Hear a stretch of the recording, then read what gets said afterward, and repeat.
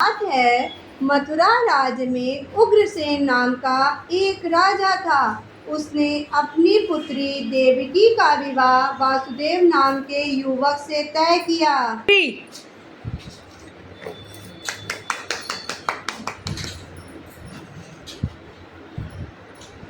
देवकी का भाई कंस, जो कि बहुत क्रूर, दुष्ट और निर्दयी था, देवकी से अत्यंत प्रेम करता था। इसलिए विवाह संपन्न होने के बाद कंस स्वयं उन्हें छोड़ने ससुराल गया।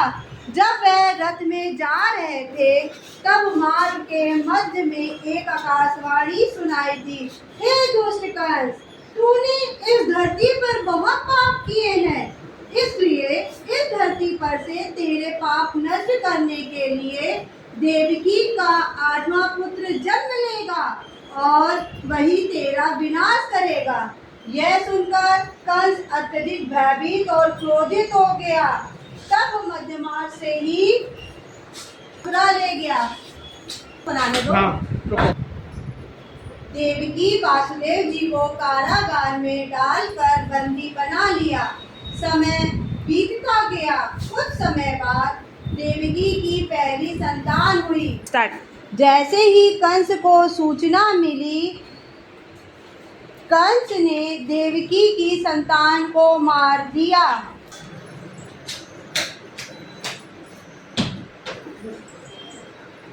अत्याचार की शुरुआत थी।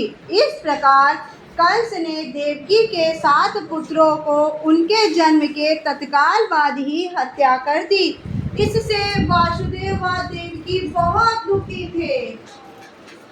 पर अंततः इस अंधकार के छटने का समय आ गया, जब भगवान ने धरती पर मानव रूप धारण कर जन्म लिया।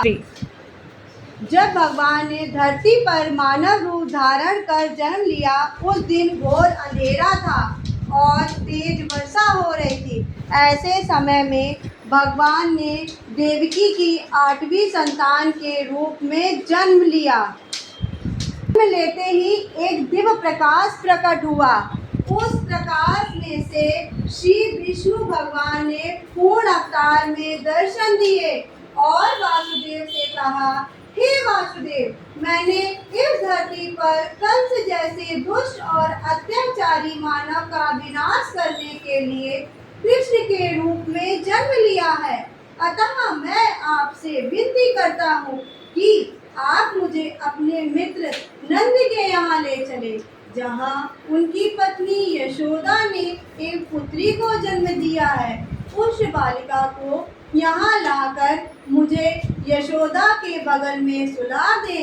ऐसा बोलकर भगवान अंदर ध्यान हो गए। भगवान ने शिशु का रूप धारण किया और एक चमत्कार हुआ। कारागार के द्वार अपने आप खुल गए। द्वार गहरी निद्रा में सो गए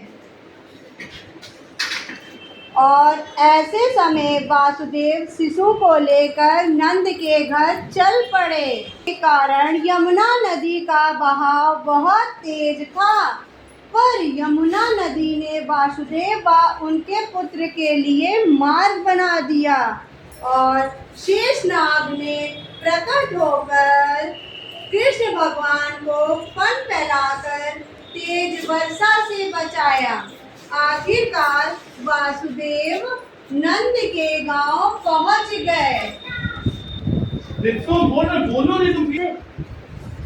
और कृष्ण को यशोदा के बगल में लेटाकर उनकी पुत्री को बंदी गृह ले आए।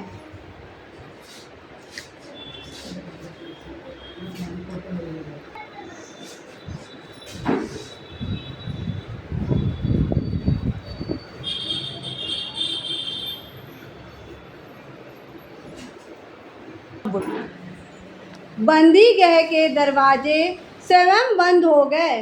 सारे प्रहरी शिशु की आवाज सुनकर जाग गए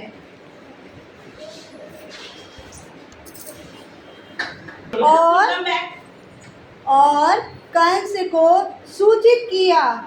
जब कंस को सूचना मिली देवकी की 8वीं संतान पुत्री हुई है तो कंस उस पुत्री को मारने लगा। अचानक से एक दिव्य ज्योति के साथ मां शक्ति प्रकट हुई और उन्होंने कहा, हे मूर्ख कंस, निर्दोष शिशुओं की हत्या करने से तुम्हें कोई लाभ नहीं होगा। तुझे मारने वाला इस धरती पर जन्म ले चुका है, तेरा काल अब निकट है। ऐसा कहकर वह दिव्य शक्ति लुप्त हो गई। जब कृष्ण भगवान बड़े हुए तब उन्होंने कंस का वध किया।